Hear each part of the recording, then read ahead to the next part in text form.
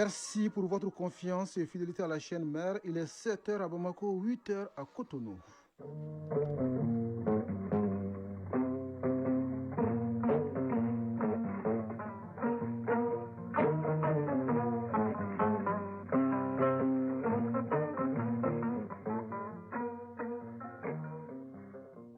Le journal Bourama Traoré. Mesdames et messieurs, bonjour et bienvenue dans cette édition, la première du Mali Actualité et les titres. L'horizon semble bien dégagé entre le Mali, le Soudan et l'Inde. Trois pays décidés à renforcer leur coopération sécuritaire et parlementaire. Les ambassadeurs du Soudan et de l'Inde étaient hier chez le président du Conseil national de transition. C'est une session avec un objectif d'engagement à rendre opérationnel les bras financiers de la Confédération AES. Les administrateurs de la Banque confédérale pour l'investissement et le développement se réunissent pour la première fois à Bamako. Paris reçu pour la chambre criminelle du tribunal de grande instance de Caille pour sa première session. Les 25 affaires inscrites au rôle ont toutes été jugées. Les verdicts dans cette édition. Au Bénin, l'opposition sera absente des conseils communaux pour les 7 prochaines années. La majorité présidentielle a raflé tous les sièges d'élus locaux selon les résultats des élections municipales publiés hier. Le gouvernement espagnol annonce la régularisation des travailleurs sans papier. La décision concerne entre 500 000 et 800 000 personnes qui pourraient obtenir un permis de séjour légal en Espagne d'une durée initiale d'1 an. Compétitions africaines des clubs, le stade malien de Bamako aborde la 4e journée des matchs de groupe avec sérénité et confiance. En revanche, elle s'annonce très compliquée pour le Djoliba AC dont le compteur est toujours à 0. Pour espérer se qualifier pour le tour suivant, les Rouges de Bamako doivent impérativement gagner les 3 derniers matchs. C'est tout pour les titres. Le Mali et le Soudan bien décidés à renforcer leur coopération sécuritaire. Une volonté commune est réaffirmée par l'ambassadeur du Soudan reçu hier en audience par le président du Conseil national de transition. Le patron de l'organe législatif s'est également entretenu avec l'ambassadeur de l'Inde au Mali. Au menu de leurs échanges, le renforcement de la coopération parlementaire. Une double audience suivie par Khadija Toukone. Cette rencontre avec l'ambassadeur de Soudan au Mali s'inscrit dans une dynamique de renforcement de la coopération Mali-Soudan, notamment sur le plan sécuritaire. Les deux pays font face à des crises sécuritaires similaires marquées par la menace persistante du terrorisme et de l'extrémisme violent. Dans ce contexte, les échanges ont porté sur la nécessité d'unir les efforts, de partager les expériences et de mutualiser les stratégies afin de lutter plus efficacement contre ces fléaux qui compromettent la stabilité et la paix. Khalid Abdelgadir Choukri, ambassadeur de Soudan au Mali. Les forces d'intervention rapide, les forces rebelles ont commis des crimes contre l'humanité, ont procédé vraiment à des nettoyages ethniques, à des génocides, à des tueries, à des viols même à l'encontre des femmes soudanaises. Et que c'est à nous maintenant de voir comment éradiquer ces groupes. Donc il était question aussi de la vision du peuple soudanais qui espère vraiment avoir la paix et la prospérité. Le président du CNT a salué l'excellence des relations entre Bamako et Khartoum tout en réaffirmant la disponibilité totale du Mali à œuvrer pour toute initiative allant dans le sens de la paix, de la sécurité et de la cohésion sociale.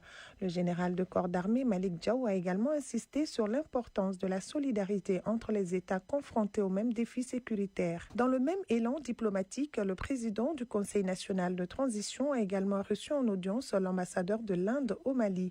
Cette rencontre a permis de réaffirmer la volonté commune de consolider les relations bilatérales entre les deux pays dans un esprit de partenariat et de coopération mutuellement bénéfique. Dr N. Nanda Kumar, ambassadeur de l'Inde au Mali. Les deux pays entretiennent de très bonnes relations dans les domaines économiques, politiques et même les domaines scientifiques également.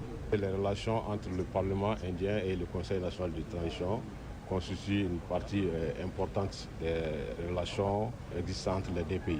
Donc l'Inde est prête à renforcer la coopération entre le Parlement indien et le Conseil national de la transition du Mali dans de divers domaines.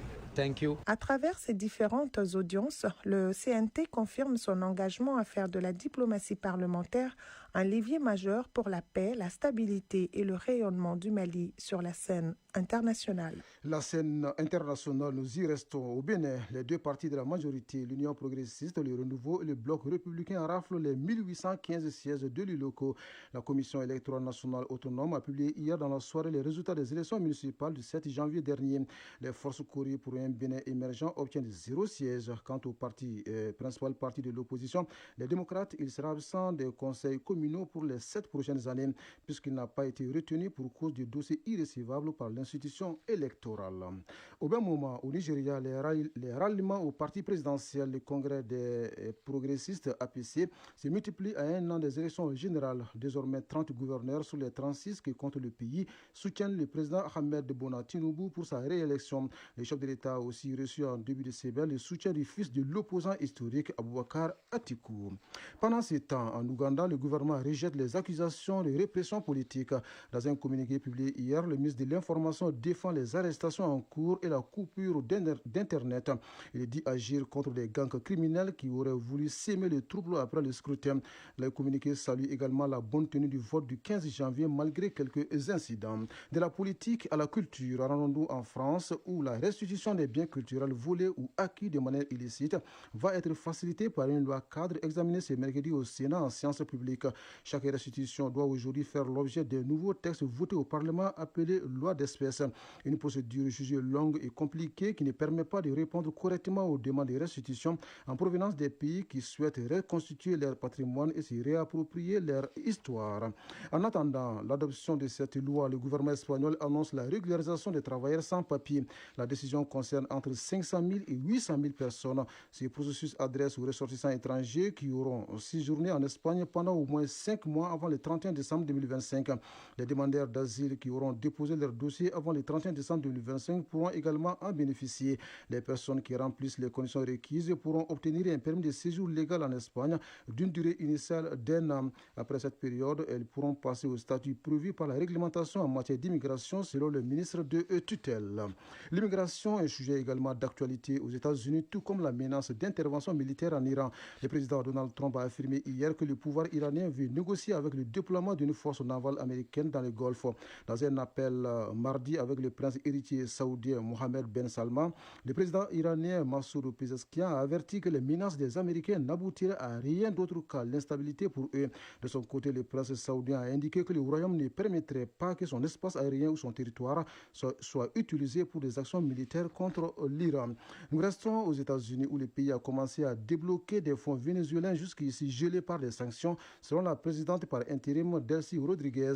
Le président déchu Nicolas Maduro avait estimé en 2022 que les fonds bloqués par les sanctions internationales s'élevaient à environ 30 milliards de dollars. Depuis sa prise de fonction le 5 janvier dernier, la présidente par intérim du Venezuela a posé certains actes qui auraient facilité ce déblocage de fonds. Il s'agit notamment de la signature des accords pétroliers avec les États-Unis. Elle a également engagé une réforme législative comprenant notamment une loi sur les hydrocarbures, libérer des prisonniers et appeler à trouver des accords avec l'opposition.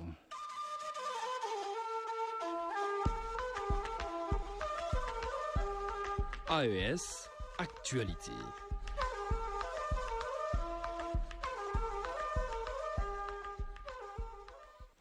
C'est un palier supplémentaire franchi dans l'opérationnalisation de la Banque confédérale pour l'investissement et le développement de l'AES. Les administrateurs de la banque se sont réunis hier autour de la structure organisationnelle et du règlement du Conseil. Un Conseil qui donne le top départ de la concrétisation d'une volonté commune, celle d'assurer la souveraineté économique de l'espace et réaliser les projets structurants au niveau des 3 pays. Retour sur l'ouverture de ce Conseil avec Alousseni Touré. C'est dans une atmosphère empreinte de solennité que le ministre de l'Économie et des Finances, par ailleurs président du Conseil des gouverneurs, a ouvert les travaux. Son discours a résonné comme un appel à la responsabilité historique. Pour le ministre, la création de la BCID AES répond à une urgence triple: garantir la souveraineté financière de l'espace AES, mobiliser l'épargne pour financer les infrastructures stratégiques et soutenir un développement local en phase avec les réalités sahéliennes. Alousseni Sanou, ministre de l'Économie et des Finances. Cette rencontre est un moment fondateur dans la vie de notre institution. La création de la BCID AES répond à une exigence claire: doter l'espace AES d'un outil financier et propre capable de mobiliser l'épargne d'orienter le financement vers les secteurs productifs, les infrastructures stratégiques et les projets ou programmes structurants tout en tenant compte de nos réalités économiques et sociales. S'adressant directement aux nouveaux administrateurs, le ministre Sanou a souligné que le conseil d'administration doit être le pilier central de l'institution. Il a exigé une gestion rigoureuse et transparente, alignée sur les meilleures pratiques bancaires internationales, tout en préservant l'esprit de solidarité propre à la Confédération. En tant que conseil des gouverneurs, nous avons la responsabilité de garantir la stabilité institutionnelle de la banque, la solidité de son cadre de gouvernance, la cohérence de ses orientations stratégiques avec les objectifs de développement de l'AES. Le président de la BCID AES a précisé les contours de cette phase de démarrage. Loin d'être une simple réunion de formalité, ce premier conseil s'attaque au fondement même de la banque. Bayala Balibié Serge Auguste, président de la BCID AES. Il s'agira de revisiter la structure organisationnelle, de revisiter le règlement du conseil lui-même et d'arriver à un chronogramme opérationnel pour que d'ici quelque temps, nous puissions en tout cas asseoir l'institution, mais aussi voir émerger ou en tout cas démarrer des grands projets confédéraux. Il ne s'agit pas d'une banque qui porte sur des guichets, je dirais, de petites opérations. Il s'agit d'aller sur des projets impactants qui vont véritablement marquer, je dirais, la transformation de nos économies et à la fois aussi travailler sur des structurations qui permettront de lever des ressources pour accompagner nos différents États. Entre l'exigence de professionnalisme rappelée par le ministre Sanou et la vision stratégique détaillée par le président Bayala, la BCID AES se positionne déjà comme l'instrument clé de la résilience et de l'autonomie économique au Sahel. Oui, outre l'autonomie économique, le Sahel se bat pour sa souveraineté informationnelle. C'est dans ce cadre justement que les experts des médias de la Confédération AES se forment pour mieux faire face aux défis géopolitiques actuels. Ils sont réunis à Ouagadougou dans la capitale burkinabé pour un atelier placé sous les signes de la lutte contre la désinformation et de la promotion des narratifs souverains. Le compte rendu de Hervé Kaboré de la Radio nationale de Burkina Faso. À l'ouverture des travaux, le ministre burkinabé de la communication a rappelé la vision qui sous-tend la création des médias de la Confédération, des instruments conçus selon lui pour porter la voix de l'AES au-delà des frontières et défendre la souveraineté informationnelle de l'espace confédéral. Le ministre Pegidouende Gilbert Ouedraogo. Nos trois leaders accordent une place importante à la communication. Nous avons fait les frais de ce que la désinformation, les fake news peuvent constituer comme danger, bien sûr, dans la marche irréversible engagée par nos leaders et les peuples en quête donc de souveraineté et d'une liberté totale.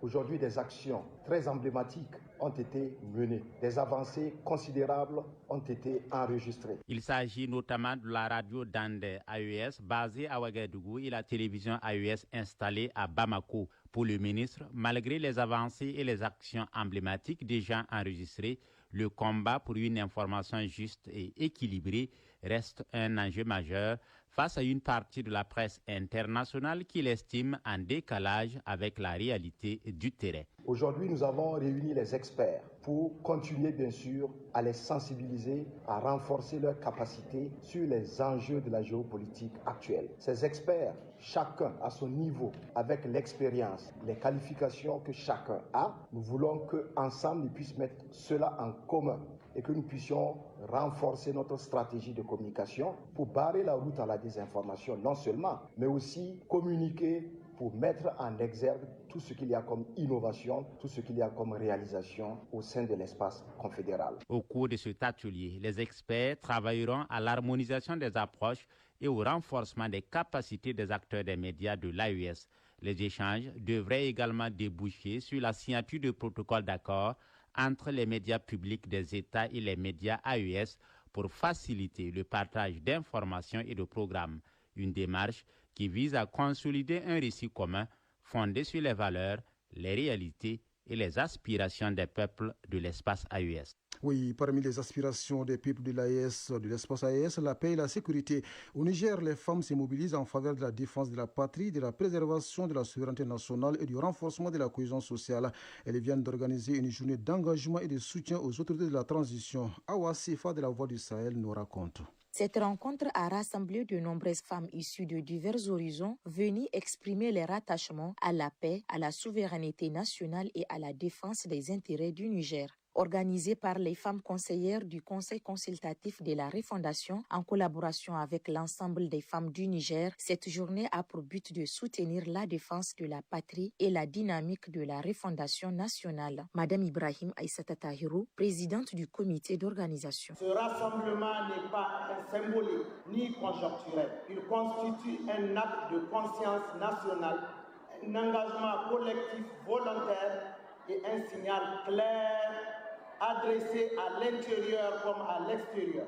Le peuple nigérien est éveillé, uni et résolu à défendre sa souveraineté. Prenant la parole à cette occasion, le gouverneur de la région de Niamey, le général de division Assouman Abdou Harouna, a salué cette mobilisation exemplaire des femmes. La mobilisation générale représente le véritable moyen de combat pour notre dignité, notre souveraineté et notre indépendance totale. Avec détermination, on gagne une guerre aussi violente soit-elle. Il faut juste une question de mobilisation, une question d'intelligence, une question d'utilisation des moyens en tout genre. La ministre de la Population, de l'Action sociale et de la Solidarité nationale, professeur Sidikou Ramatou Jarmakoy, présente à la cérémonie, se réjouit de l'engagement des femmes pour la défense de la patrie. En ce jour historique, la femme nigérienne parle d'une seule et unique voix. Cette seule et unique voix est une voix forte. La femme nigérienne parle d'une voix forte. La femme nigérienne parle d'une voix consciente. La femme nigérienne parle d'une voix résolument tournée vers la sauvegarde de notre souveraineté, de notre dignité et de notre avenir commun. La défense de la patrie est un devoir naturel. À travers cette mobilisation, les femmes nigériennes confirment une fois de plus leur engagement en première ligne pour la défense de la patrie, réaffirmant ainsi leur place centrale dans la dynamique de refondation nationale et dans la construction d'un Niger uni, souverain et résilient. Retour ici au Mali, direction Caille pour parler de la justice. La première session de la chambre criminelle du tribunal de grande instance referme ses portes. 25 affaires étaient inscrites au rôle impliquant 45 accusés pour atteinte à l'intégrité physique, aux mœurs et crimes de sang. Après 6 jours de procès, le verdict avec Balkissa Salib Chérif Aïdara depuis la cité des Rails. Après les 6 jours de travaux de la chambre criminelle de Caille, certains des 45 prévenus rentrent chez eux ce mardi 27 janvier 2026, tandis que d'autres retournent en prison pour purger leur peine. Ainsi en a décidé le tribunal de grande instance de Caille. Madiman Sakanté, président du tribunal de grande instance de Caille. Il y a eu des condamnations à mort, qui sont au nombre de 8, des condamnations à perpétuité pour 6 cas. Et il y a eu des décisions de sursis qui sont au nombre de 11 et des décisions d'acquittement atteignant 7 cas. Il y a eu 21 décisions de condamnation à temps. Et parmi ces 21 décisions de condamnation à temps, 3 mineurs y figurent. Maître Touefon Moukoro, président de l'ordre des bâtonniers de Caille. Les avocats m'ont dit qu'ils ont été agréablement surpris du bon déroulement. Et nous remercions aussi le procureur sa suite pour les réquisitoires fidèles, objectifs, qui nous ont permis, nous, avocats, de répliquer dans nos plaidoiries. Ainsi, l'engagement à relever le défi de la réussite de la première chambre criminelle de Caille laisse place à la satisfaction. Une satisfaction du procureur de la République après le tribunal de grande instance de Caille, exprimée lors de la cérémonie de clôture des travaux d'une semaine. Mohamed Al-Moumaïga, procureur de la République après le tribunal de grande instance de Caille. 25 dossiers inscrits au rôle, 25 dossiers jugés. Je ne dirais pas que c'est inédit, mais c'est exceptionnel et c'est à saluer. Vous avez sanctionné ceux qui devaient l'être, vous avez pardonné à certains en leur accordant le bénéfice du sursis parce que vous avez estimé certainement, comme nous d'ailleurs, au ministère public, que c'est des gens qui peuvent être reclassés, que c'est des gens qui peuvent être récupérés. Vous avez condamné à temps certains qui, si on s'en tient à la lettre des textes, pouvaient être condamnés à mort ou à perpétuité parce que vous avez peut-être à juste titre également, estimé qu'il bénéficiait de certaines circonstances. À la fin de son intervention, le procureur de la République près le tribunal de grande instance de Caille a exprimé son inquiétude face à l'épineuse question de la consommation de drogue par la jeunesse qui prend de l'ampleur dans la région de Caille. Il en appelle à la conscience et à l'action de la population, surtout des personnes du 3e âge qui sont un repère pour la jeunesse face au phénomène. Caille, Balkissa Sadi.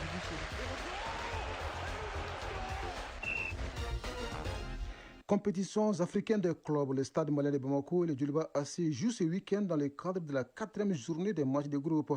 Si le premier est en pole position pour poursuivre l'aventure, le second peine à épouser le rythme de ce rendez-vous continental.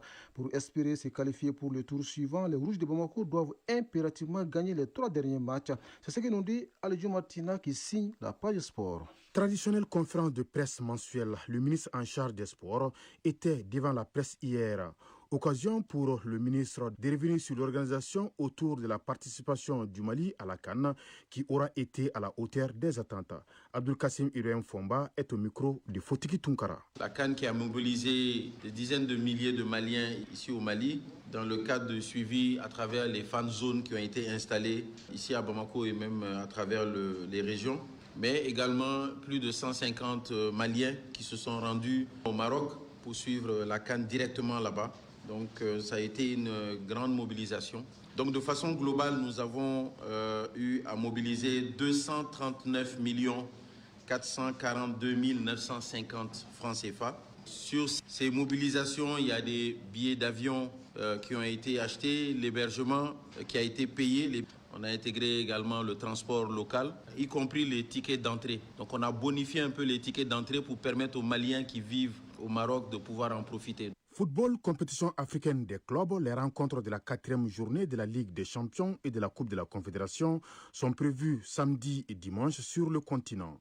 En Coupe de la Confédération, notre représentant, le Djoliba Athletic Club, est revenu de son voyage en Algérie où il a été battu lors de la 3e journée par l'USM d'Alger. C'est la 3e défaite consécutive du Djoliba Athletic Club dans son groupe.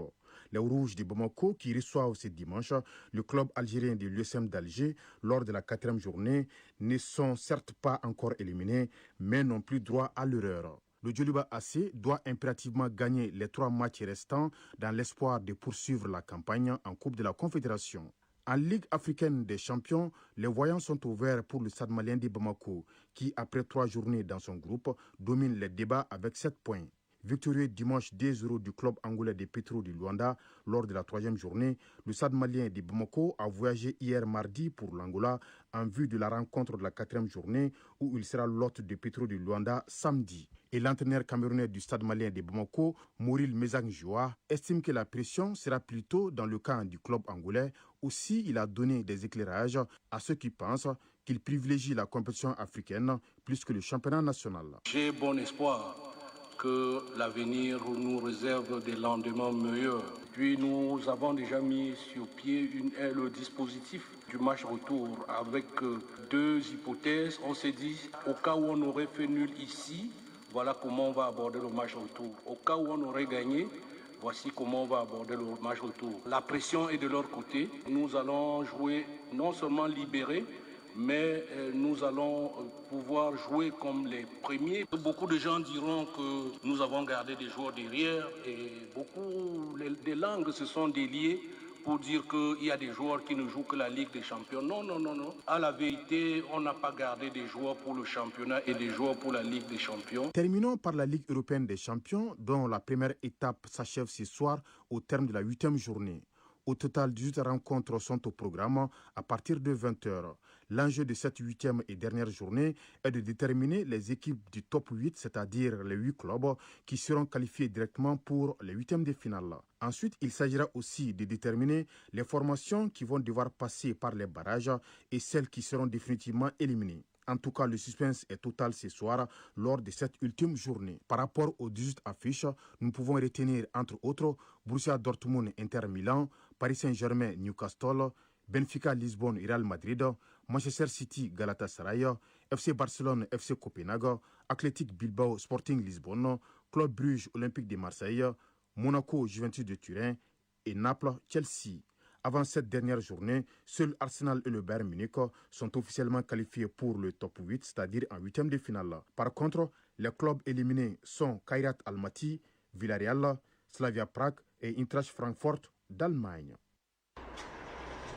Chronique de l'environnement.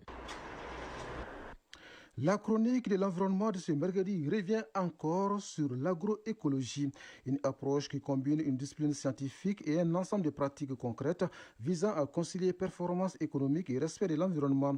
Mais au-delà des actions concertées, des partenariats sont jugés nécessaires pour protéger nos ressources naturelles. Agibou Koulibaly nous en parle.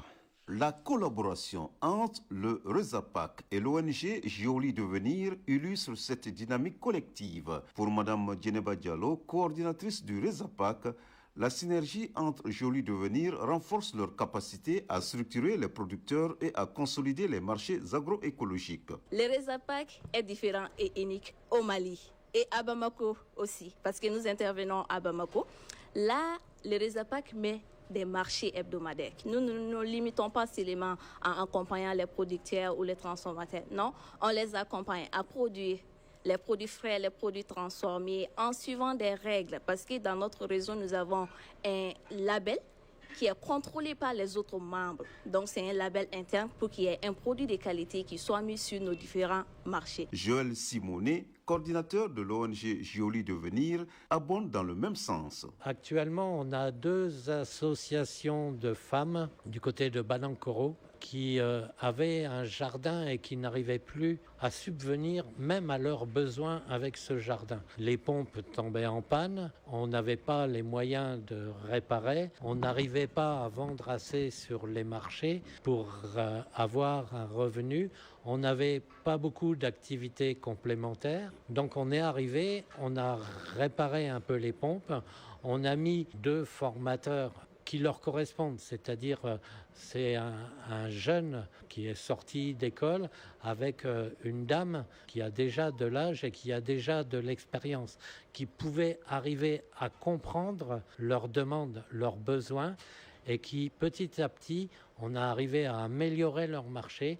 On leur a donné des activités complémentaires comme le savon et le charbon bio et on arrive même maintenant à faire du microcrédit avec elles qui est remboursé régulièrement. Donc comme ces fonds de microcrédit sont revolving, dès qu'ils ont fini un, ils peuvent en avoir un autre. Cette alliance démontre que l'union des compétences techniques et des dynamiques citoyennes est essentielle pour relever les défis environnementaux. À travers le RESAPAC et l'ONG Gioli Devenir, l'agroécologie paysanne s'affirme comme un projet de société fondé sur la solidarité, la durabilité et la responsabilité citoyenne. C'était l'essentiel de l'actualité de ce mercredi 28 janvier 2026. Cette première tranche d'information vous a été servie par Soumela Diarra à la mise en onde. Retrouvez ce journal sur les plateformes digitales de l'ORTM grâce à Begaye Sissé qui assure la mise en ligne. Au micro, Brahma Traoré. Doudou Temeli s'installe juste après moi pour la lecture des avis et communiqués. Le prochain rendez-vous avec l'information, c'est à 13h. Grand merci à vous de nous avoir suivis. Excellente journée à vous, où que vous soyez.